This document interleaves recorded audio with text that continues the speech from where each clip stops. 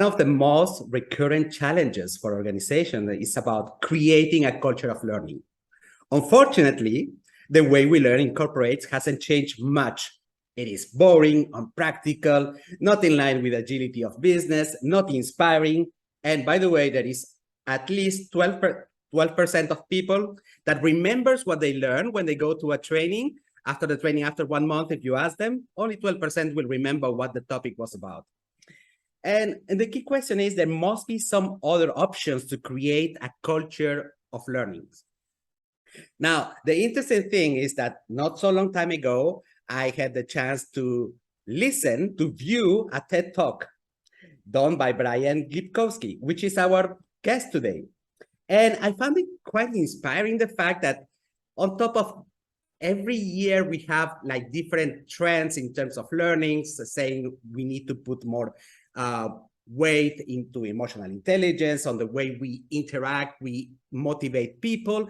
And the idea of transitioning from this formatting that we have from listening or asking questions towards answering questions in the right way so that it can become like a source of inspiration, like a source of learning, which is something that we also ask from leaders today.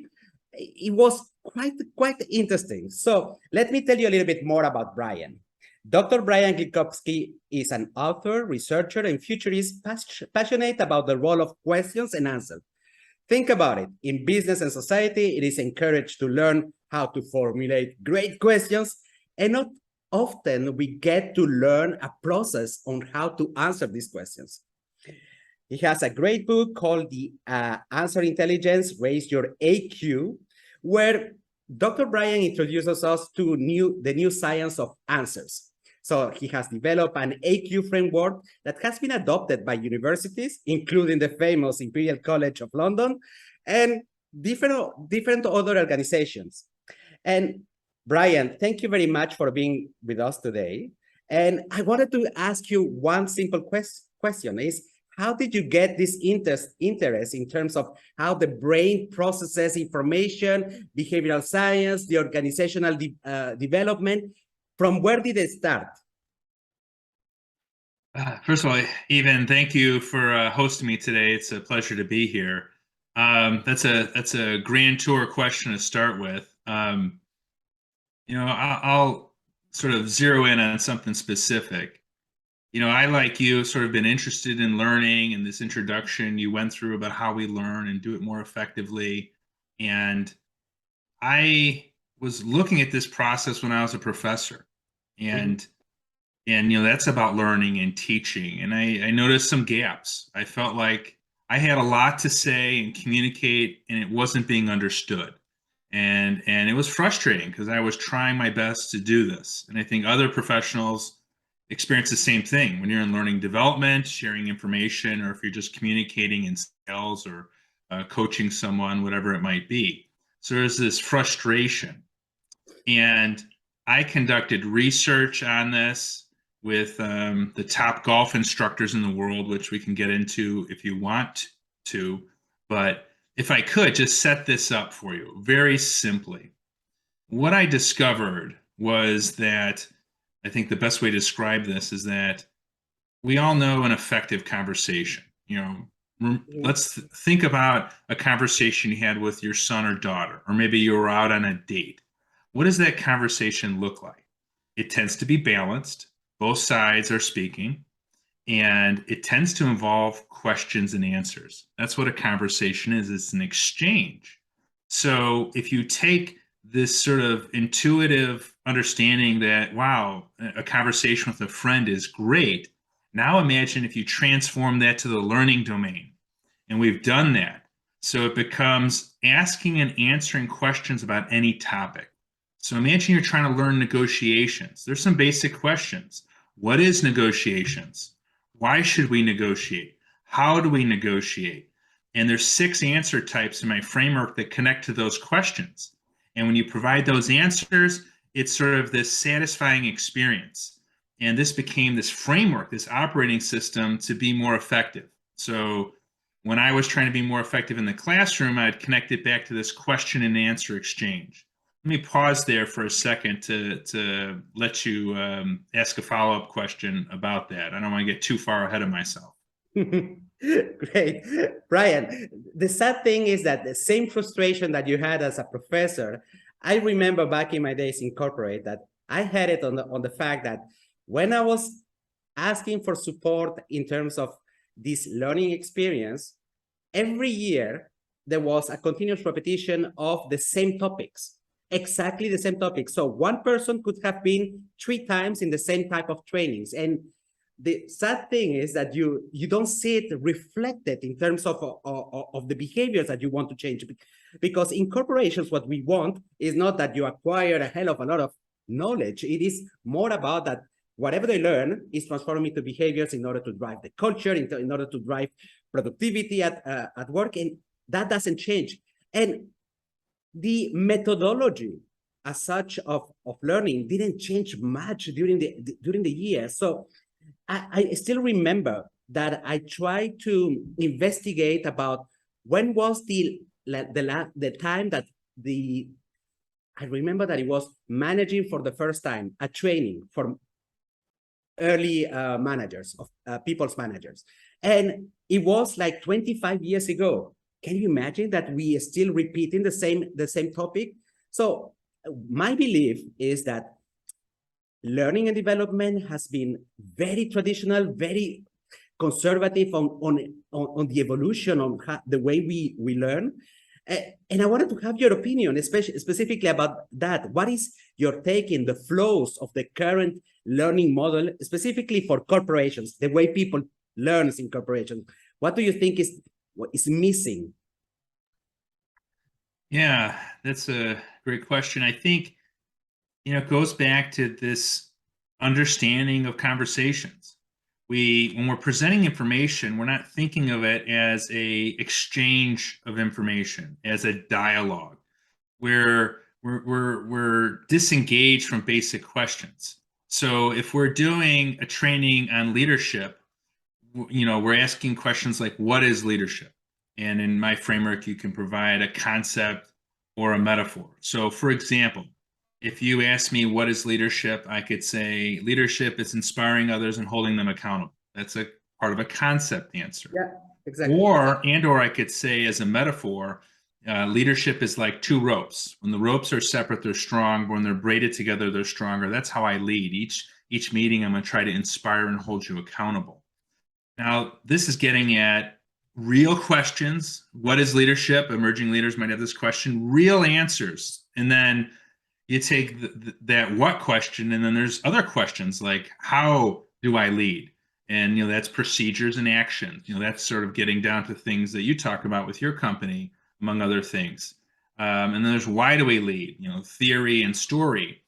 And each of these answer types, relates to different questions.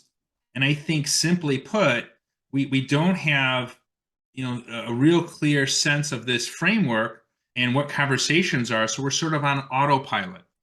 And I'll say I was the same way. When I was teaching as a professor, I was very focused on why questions. So before I knew about answer intelligence, so I would be focused on theories and concepts. And I was pretty good at stories. And I did some things very well. But one question I completely abdicated was the how question. Like, how do you? In my case, I taught classes like leadership and negotiations. How do you negotiate? How do you lead? And I never provided the students with these answers. And I was the professor that didn't have a textbook.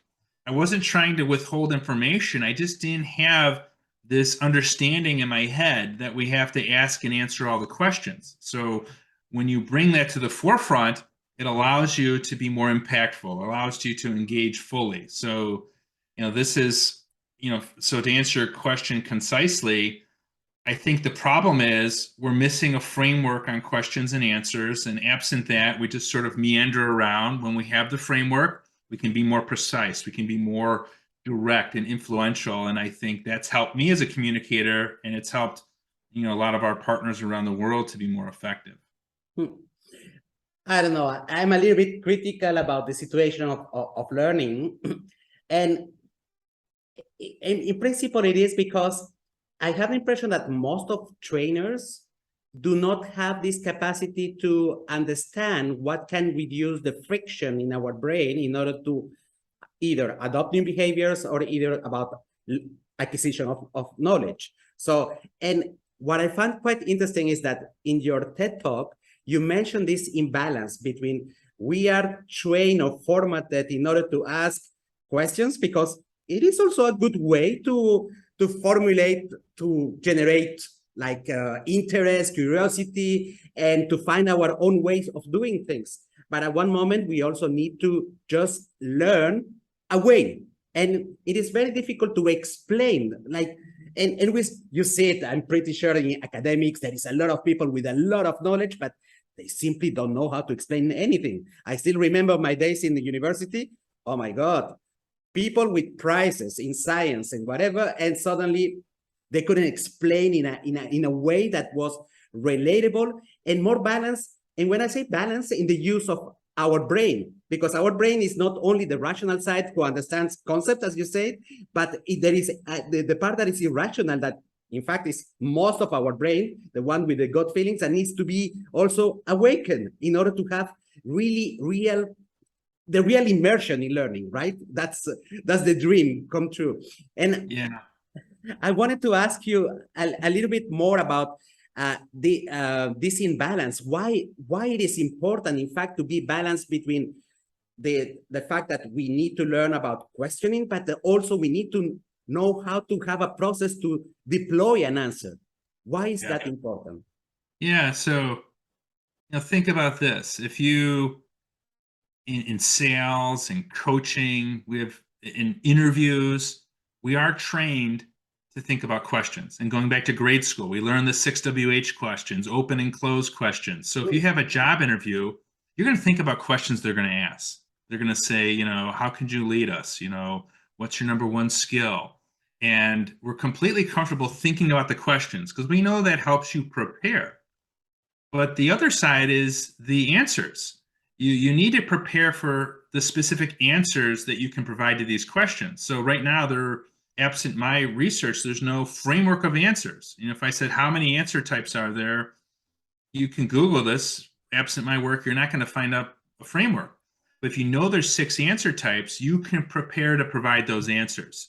So if you want to ask influential questions, great. Be prepared for that. We know that. But you need to be able to provide influential answers. Think of this thought experiment. If you're selling, the buyers can ask questions like, why should I buy from you? What is your solution? How do we work with you?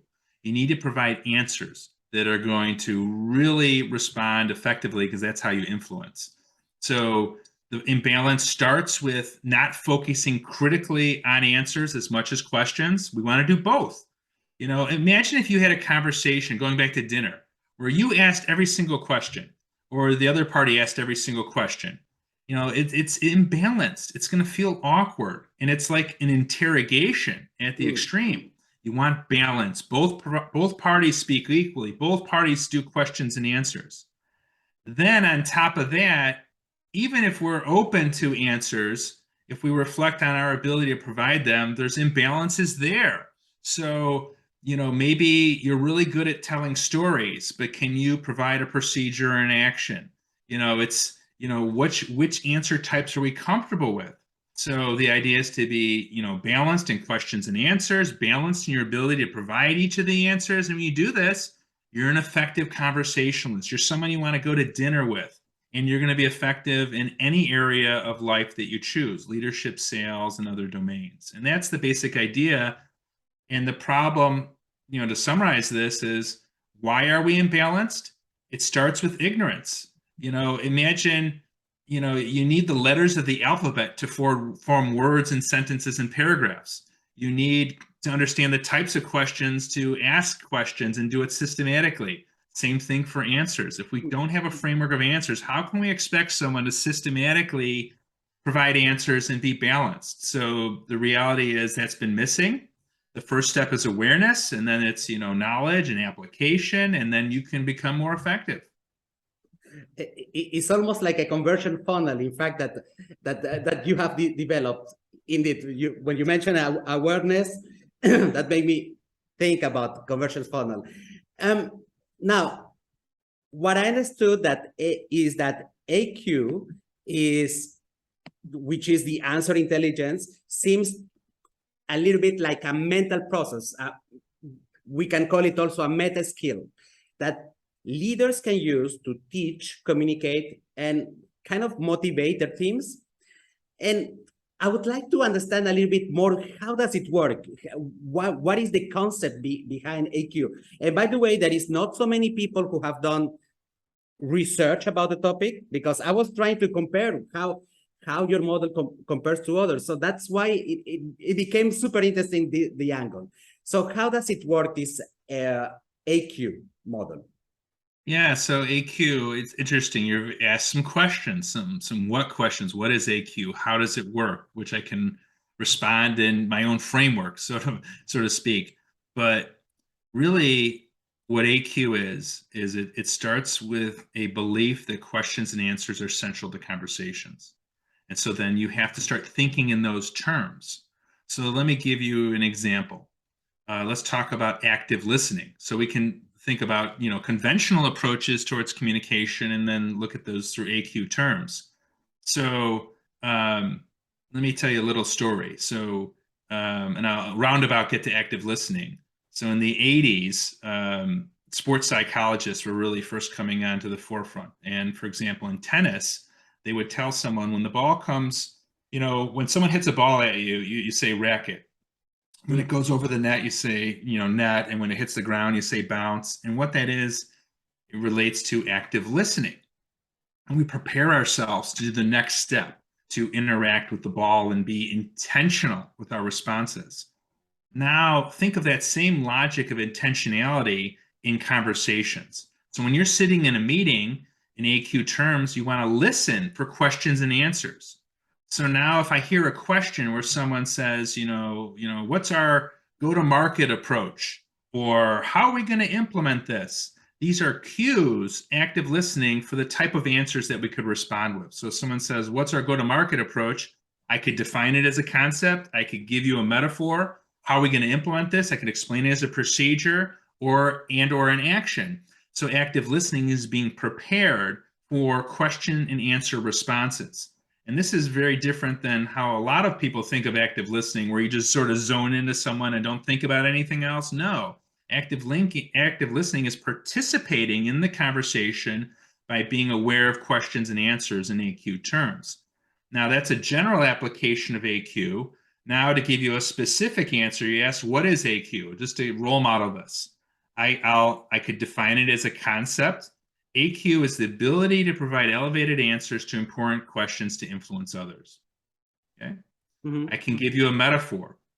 There's many metaphors I could give, but I could say AQ is like a target. Imagine if you had no target to aim at. How are you going to possibly hit the bullseye? So AQ is a framework that gives you 6 answers to aim at so that you can hit the bullseye with your answers to influence others. So, that, is an answer for the what question. I can go on with the how and why, but I think you get the idea.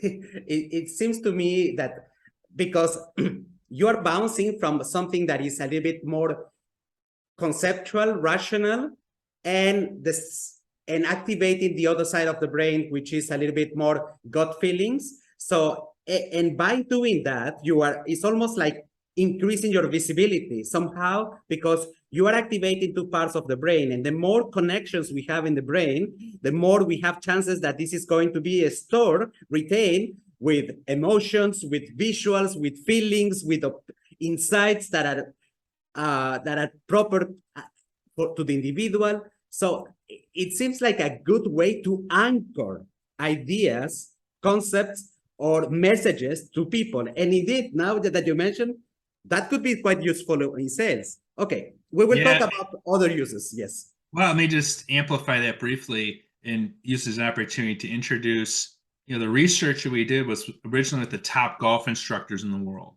And we found out basically how they provided answers. And from that, we extracted these high AQ practices. And one of them is answer twice. So you answer important why, what, and how questions twice to appeal to the left and right side of the brain, to the logical and emotional side of the brain. And in like we've already talked about, when I gave my definition of AQ, that's logical as a concept, the metaphor is emotional. And you can answer any question, why, what, or how twice. And again, to appeal to both sides of the brain. And do you always answer twice? No. You answer twice for emphasis, but you want to use it sparingly and use it with command, because if you answer twice every single time, that might be a little draining, right? But this is one of the high EQ practices, and you use them all in combination, allows you to be influential, allows you to be dynamic, it allows you to have a great conversation with someone. Brian, so I'm a big fan of micro habits, like as a way to reduce the friction in my brain for big changes. So I'm practicing something new. And I wanted to know, is there a way to create micro habits in order to practice the framework of AQ? Something that I can do like in 5 minutes every day and repetitively, so that it becomes like a reflex instead of using it when I should and I don't know how to structure it. Yeah, I'll mention two things, and there's more to it than this, and you probably have some great insights into AQ and micro habits. I'd be interested in your thoughts on after I give my give two examples. One, I'll just double down on something we already said. One micro habit is active listening. So you want to specifically listen for questions and say, what is my response going to be? And active listening means that sometimes people are not going to verbalize their question. So if I'm sitting here with my arms crossed and kind of, sort of grumpy, you might know if you're selling something to me that I want to know why I should buy from you. I have a fundamental why question. So the questions can be verbalized, they can be nonverbal, and you have to, transform them into what, why, or how questions in AQ terms. And when you hear that question, then you think of the answer you're going to respond. So I think that's a micro habit. The second thing you could do is sort of a mind exercise. You can transform any given answer into another answer. So if you told me the story of Romeo and Juliet, I could transform this into other answers. I could say, as a metaphor, it's like star-crossed lovers. So what you can do is it's a little mind game. You can take any answer and say, can I transform that story into a procedure of how I would lead a meeting? Can I transform that concept into an action? And it allows you to mentally engage and have fun with it. Because ultimately, if you're an expert at something, if you know something very well, you know it in all 6 answers. So those are 2 ways you can sort of play with the framework to begin to internalize AQ. And so those are 2 thoughts. I'd be curious if you have some ideas of how this could be applied in micro learning as well. So turn it back to you. I don't know if you have a thought. I'd love to hear it. Brian, I like these 2 examples that you have mentioned. Now, something that is in fact, it's quite a kind of a repetition of things that I always tell people is that because it worked for me. Like when I wake up in the morning, the thing that I need to define is what is my intention of the day. So, and I have like waves, like for a long time, for instance, specifically, that's super specific about me. I'm someone who is a little bit nervous, stressed. So I had to make intentions that are related about how do I monitor that my level of stress doesn't go bananas. In the same way that like when I have waves that when I launched my business, I needed to learn quite a lot of things, new things about the digital world that I didn't know enough, even though as an ex-engineer, I thought I know everything. Real life example, it was nothing. So it's about creating recurring intentions that today or every day in this week, I'm going to be mindful about using a specific part of the framework. So slicing the framework into parts. So I need to be able to transform metaphors. Whatever language, whatever thing that comes to me, I'm going to be able to transform it into a metaphor in order to explain it in a different way than the person who told me a concept, for instance. So, and the regular practice makes it every time a little bit easier. In any case, that works for me, that works for a couple of people. But sometimes it is very difficult to understand the concept that the effort that you need to devote is in making it consistently rather than with intensity, because if you do it for 2 minutes, just listening to one of the sentences that you did and transform it into a metaphor, it's already something that will take me 2 minutes. And if I do it during 5 days, my brain is already being capable of transforming information in a quicker manner without friction, without where I'm going to lose the motivation. I'm not capable of doing it, or I don't have time to do it. That's the only thing that I would have to add to the two things that you mentioned before. Brian, I wonder if I could comment on some of those. Very interesting. So, a couple things just in response to what you're saying. I think you're absolutely right. Sort of this practicing and using, a couple things, sort of rapid fire. I think AQ is like basketball or a sport. You dribble, left hand, right hand, you pass, you shoot. That's like the 5 high IQ practices. You try it a little bit and also become comfortable, you become fluent, and you're doing all of that. And it's easier than you think. Maybe I just give you then an example of AQ in the aviation world. And I think you appreciate this related to habits. It's when you're flying, and this is from one of our partners. We have a couple of partners at the intersection of aviation and AQ. And give you an example. Sort of, if you're flying a plane, you need all these answers. And you need to be trained on these answers, and you have to internalize them. And I think some of what you're talking about is make them second nature. So take a concept like safety. So we have to define what safety is. We have to be able to break it down into dimensions, because one person's view of safety is going to be different from someone else's. Then we need to internalize safety by developing stories for ourselves that reinforce the importance of safety as a concept. So, for example, one of our AQ partners, he told me a story about safety, where one of the first times he went up to learn to fly a plane, the instructor shut off the engines, and he had to be calm, which is a concept maybe to remind yourself about safety. And in that moment, he was calm, he was safe, and allowed him to focus, and he, finished flying the plane. So that's a story to reinforce safety and calm. And you need the stories to reinforce. You can develop metaphors. Now applying this in real time, you have procedures of safety, and those are great, all the steps. But this person I talked to, one of our partners, told me a story about Sully Sullivan, who landed the plane on the Hudson River.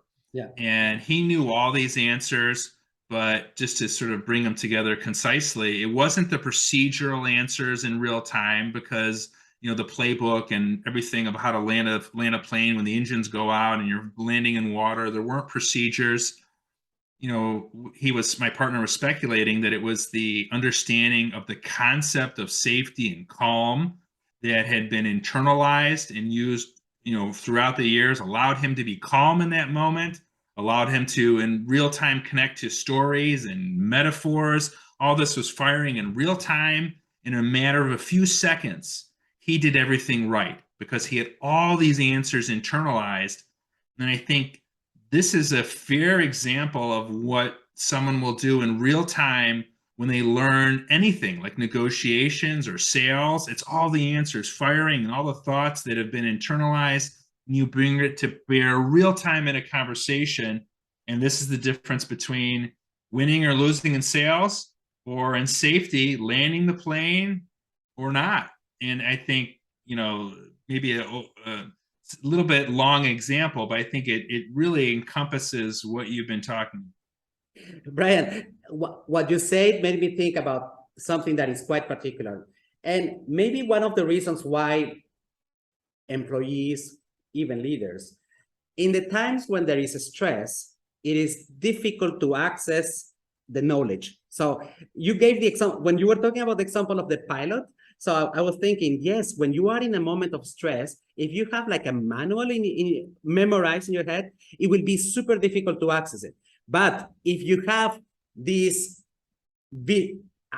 images, analogies in your brain, this part is not stored in the same area of your brain, and you can access it even in an easier way in moments of stress.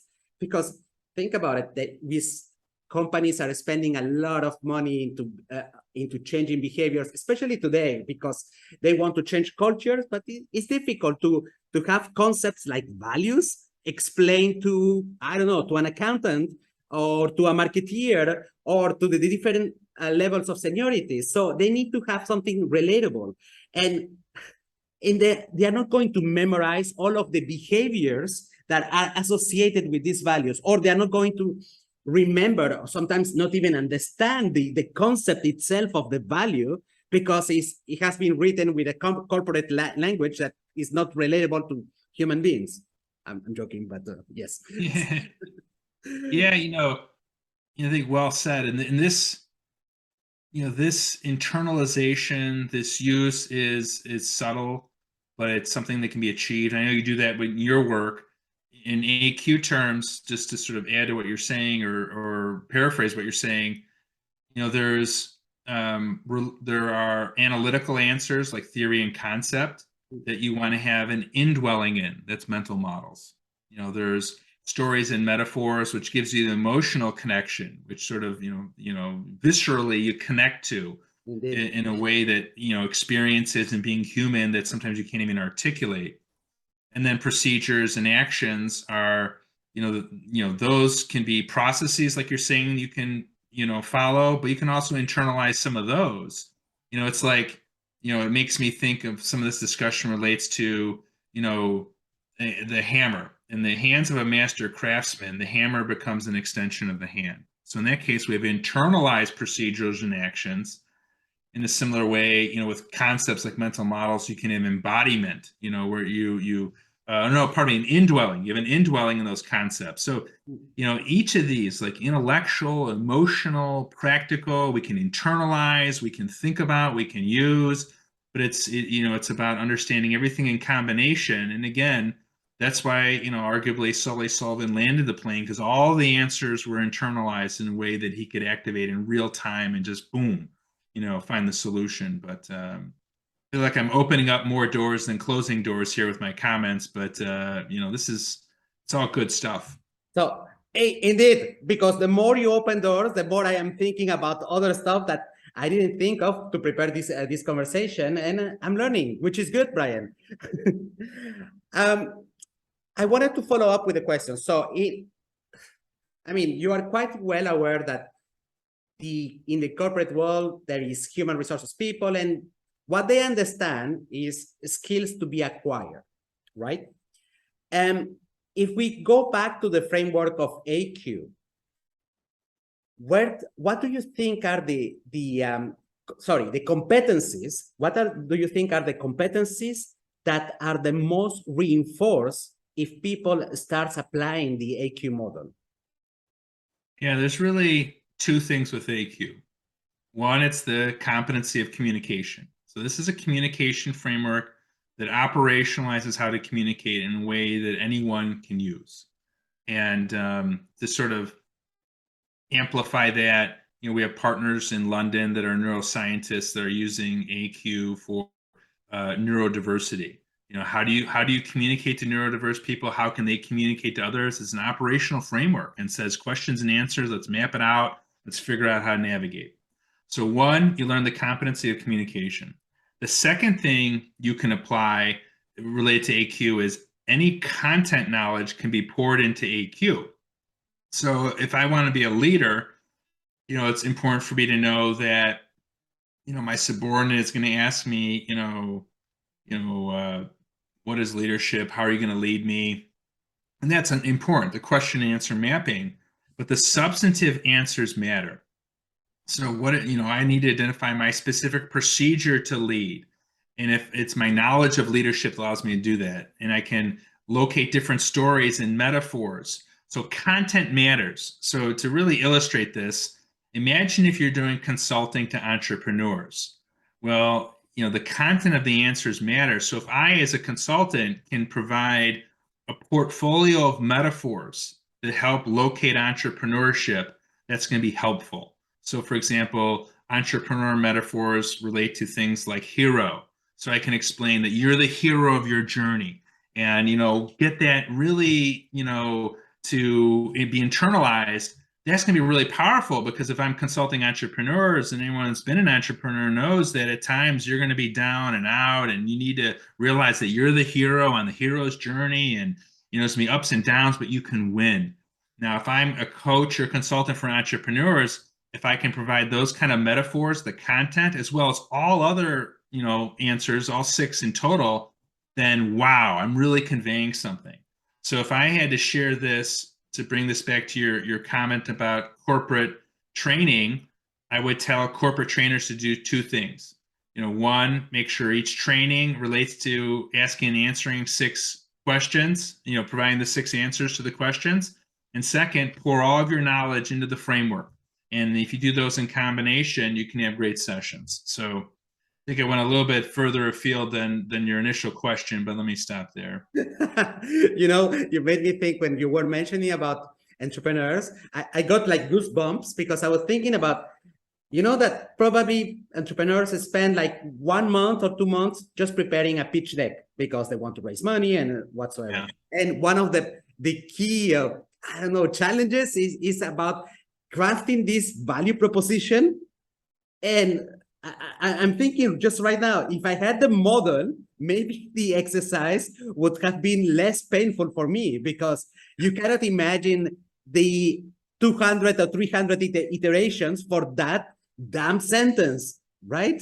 And yeah, related to that, AQ relates to any topic. So sales or value proposition. You communicate your value proposition, your pitch deck, in terms of 6 answers. But it can even, I think, be more profound than that, if I can use that word, because if we think about a pitch deck, we often associate with the elevator pitch, right? Yeah. In an elevator, that might relate to the story, but in AQ terms, it's the, which questions are they asking? So when you're in that meeting, your ability to understand at any given moment, I'm responding to a why question, what question, a how question, that makes for a compelling pitch, because absent understanding of the questions and answers, what do? You just sort of robotically just go through a bunch of slides, and you're not really connecting to any conversation. So if you can have these questions and answers in mind, then you can wow them. And that's, basically how I've coached some to prepare for pitch decks, is, it's going through all the answers, being ready for the conversations, and then you go and you do it. Part of your research includes a way to assess AQ. And by the way, I think that you have like a free version somehow in your website for the assessment. You need to tell me a little bit more about how to access that. But my question is, how can you really measure if someone is progressing in acquiring these meta skills? Yeah, thanks, Stephen, for bringing that up. We have a free Explore AQ test that's customized to different topics like sales and leadership. And you go in and take this test, give you a sense of, answering questions. So there'll be a series of questions. If the question is, what is your solution in sales? You would simply respond by which of the 6 answer types would you respond in? Would you provide a story, a procedure, etc.? And you go through this simple test, and it's roughly a dozen questions, and you get a score from 0 to 100. And there are correct answers or multiple correct answers depending on the questions. And we find on average people score about 55%. And if you learn about AQ, your score goes up. So I'd imagine those of your listeners listening to this podcast, if they've got this far, they know a lot, so their scores will probably be higher. So that's one thing you can do. And it's a simple test. And usually the response is, after you take it, wow, that makes sense. I've never thought about this before, and now, I have. And you take the test and you get a 10-page PDF report, and that's a great way to start, down the journey.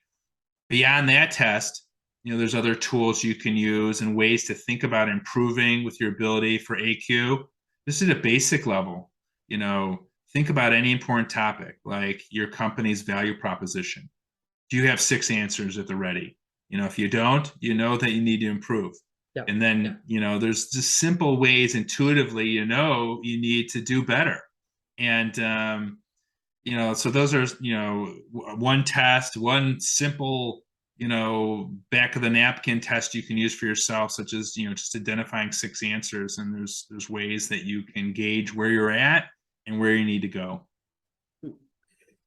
So you have published a book which describes the model, the framework, and I went a little bit through the summaries of the chapters, and I saw a lot of examples, applications for different type of industries. I don't know how to call it correctly. If you are in learning and development, if you are a coach, or if you are in selling, even in branding. Wow. So it seems to me that in the book, we can find the answers, right, to the different type of use that we can have. But at the end, we are always either branding something, selling something, being a coach. If you are a leader, you are a coach, you are a mentor. Sometimes you have to teach people. What other type of applications, in fact, have you discovered that where the model beyond just learning can be that useful? Yeah, I think at a fundamental level, communication is about knowledge transfer. So this is a framework that you can use to transfer knowledge, questions and answers, mechanisms to convey gaps and transfer knowledge for any important topic. So this is used when there are complex topics, when there's asymmetries of knowledge where one party knows more than the other, and it relates to generally any important conversation you have.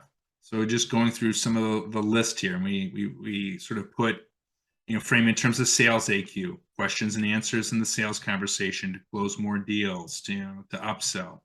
Interview AQ, can you communicate your number one soft skill in terms of 6 answers? Physician AQ, doctors are trained in question methodologies. From an answer standpoint, can you convey a metaphor to make a patient feel more comfortable? Can you convey the story that makes them feel at ease? Can you explain the concept of why they need to take this drug? But it really relates to any important conversation that you may have, and there's really no limits. It's sort of similar to, right now we're recording this on, a video conference call, and back in the day, I don't know if it was WebEx, but one of the very first platforms that was doing video conferencing, they basically advertised it as a tool you could use in any conversation. And that's really what AQ is. You can use it for any important conversation, and there really aren't any limits. It's up to you and where what's important to you, and how you want to apply your critical attention to improving. We are almost at the end of this conversation, and what I wanted to highlight, and this is something that I'm going to put in my to-do list as of now, is the fact that I want to learn more about this. So first of all, accessibility to the book that you wrote. So Answer Intelligence, Raise Your AQ is available for me in Amazon, but I guess that you can find it in different platforms, right? That's correct. Yeah. So that's number 1 in my task list. I'm going to play around with your free downloadable assessment. By the way, I'm going to be putting also the links directly to this type of information. How can people reach you, Brian, and to ask more questions? And to be aware, I'm pretty sure that you are doing different type of publications that sometimes people want to have like a chit chat with you. How can they reach you? Yeah, the best way is 2 ways. Go to the website raiseyouraq.com, and there's a contact form. You can fill that out, or you can reach me at LinkedIn. I'm the only Brian Glibkowski in the world, so you just search for my name and direct message me. I'd be happy to chat with anyone that's interested in AQ and can provide you more resources or whatever you'd like to help you. So those are 2 ways to reach me. That's great. Brian, I just thought about a question.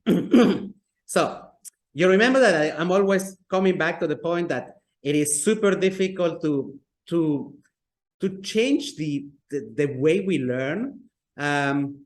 And that comes also, I mean, we see it in the education, higher education. It stays almost the same. Is there a lot of friction with professors saying, hey, if I use the model, I'm not saying exactly the truth? Because, I mean, intellectuals have this problem that sometimes they feel like if they use an analogy, they are bastardizing the reality.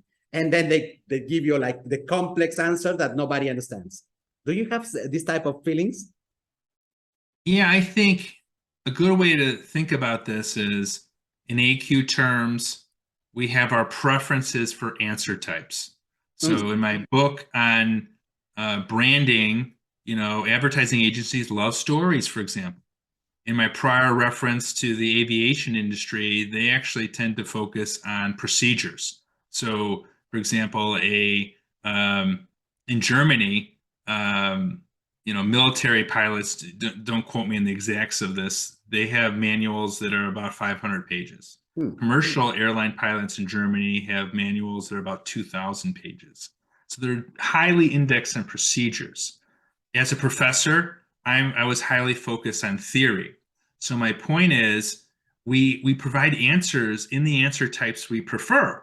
So that overly intellectual theory, the professor may go there, or the salesperson that loves stories goes there, or the aviation person goes to the procedures. So I think an important thing to do is raise awareness that there are different questions being asked. And if someone says, how do you do something? You don't answer that with a story. That's a different type of question.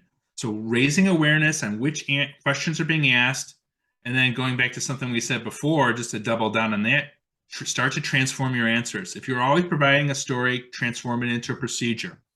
And just to punctuate this about question and answer sort of recognition, let's do like a thought experiment. Imagine if you're going to the convenience store, even, okay, and you have a question for the convenience store clerk. How do I find the candy bar? Yeah. You're looking for an AQ terms of procedural answer, and the convenience store clerk should say, go down aisle 2, take a left, bottom shelf, candy bar. Okay, that's a how question with a procedural answer. Perfect. Now imagine if the convenience store clerk, instead of answering with a procedure, answered with a story about Mars candy bars. Let me tell you about Mars candy bars and the history of Mars candy bars. You would most likely be frustrated. That illustrates the point.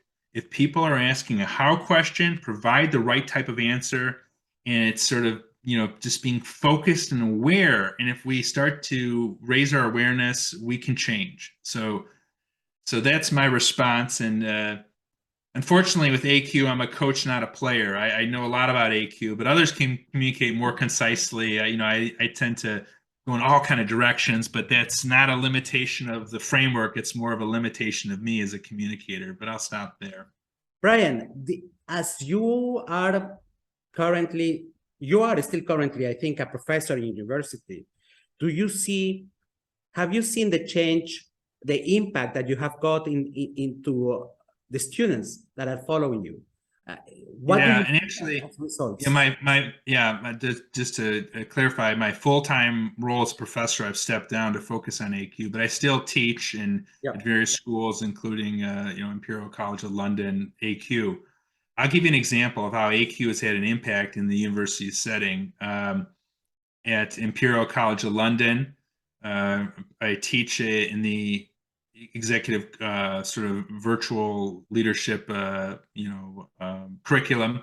You have a module on AQ. One of the students was a product manager at a global company, and he learned about AQ. 6 months later, he conducted his own AQ webinar for other product managers, had over 80 people attend. He's using it as his company and doing all kind of things because this is a framework he found so useful he wanted to share with others. And his application was basically in product management terms is to think about a product in terms of 6 questions and answers. And when he did that, it opened it up so he could be more influential. Without AQ, you have product managers that focus on just procedures or maybe told a good story. They didn't put all the pieces together. And when he did, he was able to be more influential. So I think that's the best testimonial we could have sort of so far about AQ is people are using it and having profound impacts on their ability to influence others. Thank you for sharing that story, Brian. Brian, it was lovely to have you today. I think that we have an opportunity still to continue talking a little bit more about AQ because you got me interested. Thank you very much, Brian. I wish you an excellent day. Thank you. Thank you, Ivan. I've enjoyed it immensely. Great questions, and I feel like I'm looking forward to our continued conversation as well. So thank you.